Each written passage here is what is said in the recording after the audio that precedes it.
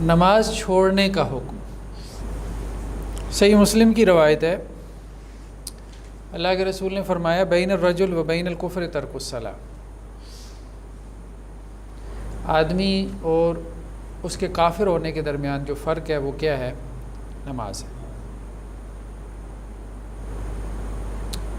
یعنی اسلام اور کفر کے درمیان جو چیز فرق کرنے والی ہے کہ یہ مسلمان ہے یہ کافر ہے، جو چیز ڈفرینشیٹ کرنے والی ہے وہ کیا ہے؟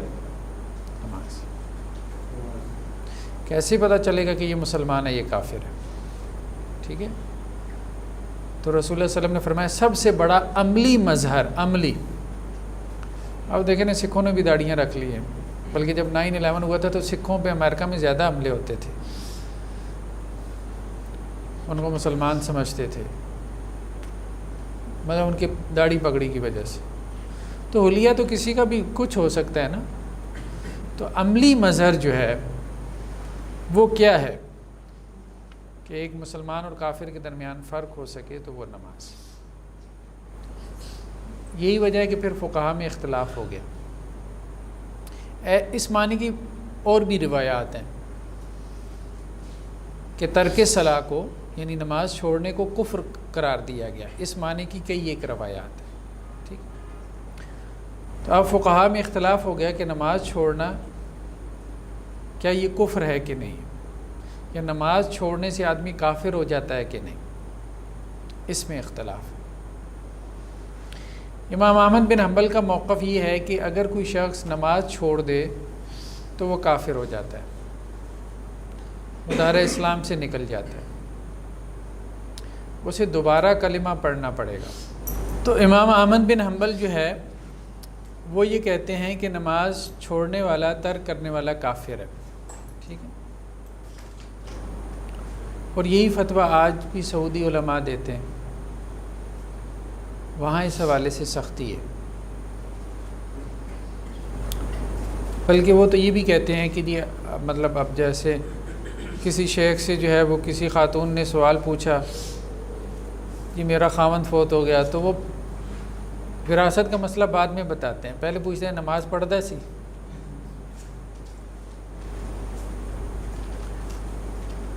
نماز نہیں پڑھتا تھا، کبھی بھی نہیں پڑھی، وہ تو کافر ہے، کافر کی تو وراثت ہوتی ہی نہیں ہے۔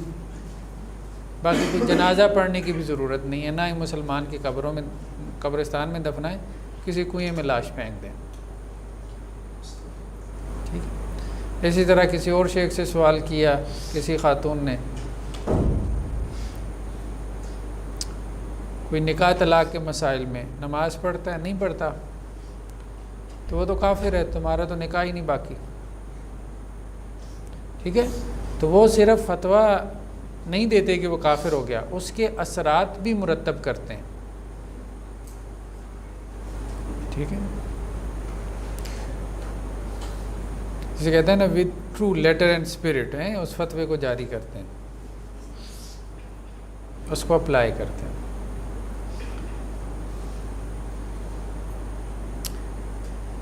امام مالک اور امام شافعی کا موقف یہ ہے کہ کافر نہیں ہوتا، کافر نہیں ہوتا، لیکن نماز چھوڑنا اتنا بڑا گناہ ہے کہ اسے کہا جائے گا، پہلے تو سمجھایا جائے گا کہ بھائی نماز پڑھو، اور اگر نماز نہیں پڑھتا تو پھر اس کو اس جرم کی سزا میں قتل کر دیا جائے گا، جسے کہتے ہیں حدن قتل ہوگا، حدن۔ امام احمد بن حنبل کہتے ہیں کہ مرتد بنا کے قتل کریں گے، سمجھ رہے ہیں بات؟ امام مالک اور امام شافعی کہتے ہیں مرتد بنانے کی ضرورت نہیں ہے، ویسے ہی گردن اڑا دو۔ ہم یہ نہیں کہہ رہے کہ ہم نے بے نمازیوں کے ساتھ یہ سلوک کرنا ہے، لیکن ہم یہ کہہ رہے ہیں کہ دین میں نماز کی کتنی امپورٹنس ہے، کہ ہمارے یہاں ائمہ کی کیا آراء رہی ہیں، آج یہ آپ بیان کریں تو لوگ پریشان ہو جائیں۔ بے نمازی اتنے بڑھ گئے ہیں نا، کبھی وہ دور تھا کہ یہ تصور ہی نہیں تھا کہ نماز ترک کرنی ہے، چھوڑنی ہے۔ منافق بھی کیا کرتے تھے؟ پہلی صف میں نماز پڑھتے تھے۔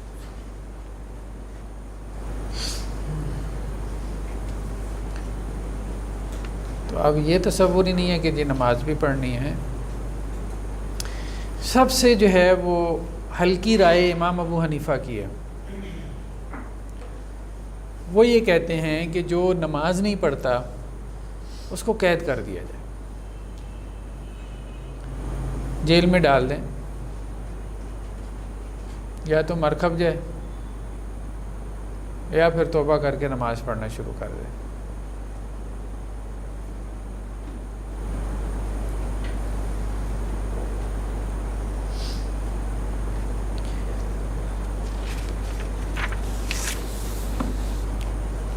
تو جہاں تک رائے ہے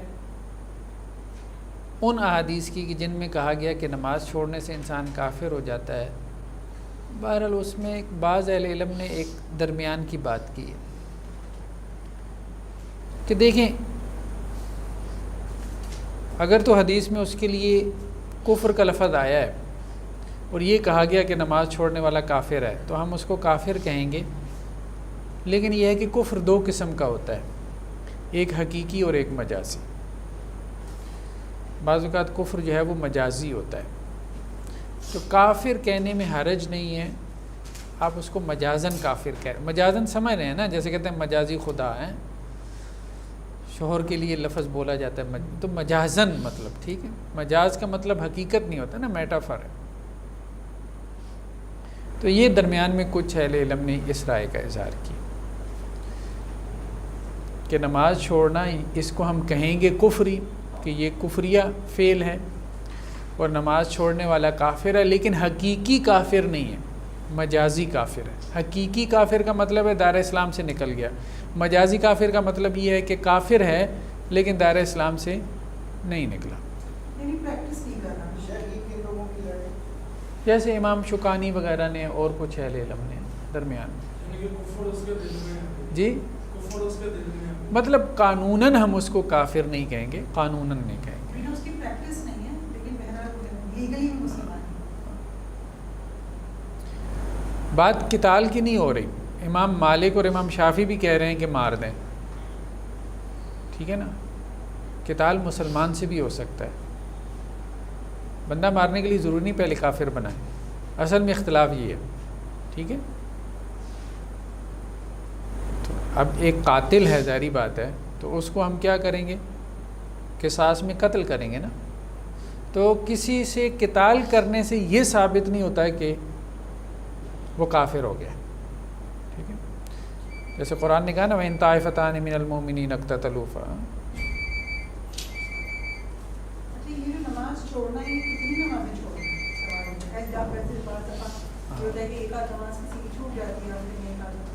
ایک نماز جو تو اس کو بناتے ہیں نا، وہ دائر اسلام سے خارج کرتے ہیں، وہ یہی کہتے ہیں ایک نماز بھی جان بوجھ کے چھوڑ دی، جان بوجھ کے کسی عاقل بالغ نے، ٹھیک ہے. باقی نماز سے مراد دیکھیں بات پھر وہی ہے، ہمارے دین میں اتنی ریلیکسیشنز تو ہیں نا، وہ ریلیکسیشن سب مانتے ہیں کہ جی کسی نے ظہر کی نماز رہ گئی تو عصر کے ساتھ جمع کر لی، بیماری کی وجہ سے، سفر کی وجہ سے، کسی اور عذر سے، ٹھیک ہے. مغرب کی رہ گئی تو عشاء کے ساتھ جمع کر لی، بلکہ خندق کے موقع پہ رسول اللہ صلی اللہ علیہ وسلم کی 4 نمازیں رہ گئیں، آپ نے 4 نمازوں کو جمع کیا، ٹھیک ہے. مطلب اس نے چھوڑی نہیں نا. تو اگر بیمار ہے کھڑے ہو کے نہیں پڑھ سکا تو بیٹھ کے پڑھ لی، بیٹھ کے نہیں پڑھ سکا تو لیٹ کے پڑھ لی، لیٹ کے نہیں پڑھ سکا تو اشاروں سے پڑھ لی، جماعت کے ساتھ پڑھ لی، جماعت نہ ملی تو گھر میں اکیلے پڑھ لی، ٹھیک ہے. اور نماز سے مراد صرف فرض، سنن نہیں، سنتیں اس میں شامل نہیں ہیں، صرف فرض، ٹھیک ہے. تو کم از کم اتنا تو آپ کریں نا. اب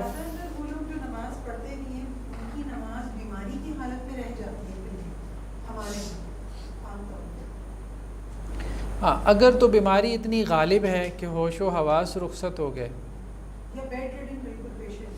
ہاں ممکن نہیں ہے تو پھر، اور وہ تو ایک عذر والی بات ہے نا، آدمی معذور ہے. لیکن یہ ہے کہ بہرحال بیمار کی نماز کے احکامات بھی ہم پڑھیں گے کہ اللہ تعالیٰ نے اس کے لیے ریلیکسیشنز دی ہیں. وضو نہیں کر سکتا تو تیمم کر لے، لیکن نماز کی چھوٹ نہیں دی.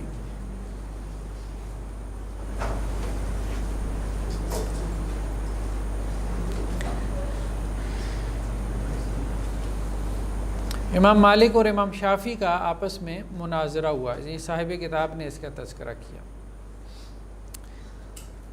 امام شافعی نے امام احمد سے کہا، امام احمد شاگرد تھے نا امام شافعی کے، تو امام شافعی نے امام احمد سے کہا کہ تارک صلاح کے بارے میں آپ کی کیا رائے ہے، یعنی جو نماز چھوڑ دیتا ہے نا۔ تو امام احمد نے کہا بھائی کافر ہے۔ تو امام شافعی نے کہا اچھا مسلمان کیسے ہوگا؟ امام شافعی کا ذہن بڑا قانونی ذہن تھا، امام احمد کا ذہن محدثانہ ذہن تھا۔ امام شافعی بہت گہرے فقیہ تھے، کیونکہ امام شافعی ایک طرف امام مالک کے شاگرد ہیں، دوسری طرف یہ وہاں کوفہ میں گئے اور امام محمد سے پڑھا ہے، یعنی دونوں اسکول آف تھاٹ، ان سے استفادہ کیا۔ تو امام شافعی نے امام احمد سے کہا کہ اچھا اگر اس نے نماز چھوڑ دی، چلے مان لیا کافر ہو گیا، اب مسلمان کیسے ہوگا؟ تو امام احمد کہنے لگے کہ جی کلمہ پڑھے گا مسلمان ہو جائے گا، اور کیا کرے گا، اشہد ان لا الہ الا اللہ وحدہ لا شریک لہ واشہد ان محمدا عبدہ ورسولہ۔ تو امام شافعی نے کہا وہ تو پہلے ہی پڑھ رہا ہے، کلمہ تو وہ صبح شام ہی پڑھ رہا ہے۔ تو اس پہ امام احمد خاموش ہو گئے۔ جی نماز کس پر لازم ہے؟ نماز کس پر لازم ہے؟ کس پہ نماز فرض ہوتی ہے؟ صحابہ میں بھی اختلاف تھا، دونوں آراء موجود ہیں صحابہ میں۔ ہاں بعض اس کو جو ہے وہ دائرہ اسلام سے خارج مانتے ہیں، بعض نہیں مانتے، دونوں آراء موجود ہیں۔ لیکن اس وقت تو یہ بہت ریئر ہو گیا۔ ہاں ظاہری بات ہے کہ بہت بہت کم تھا، بہت کم تھا۔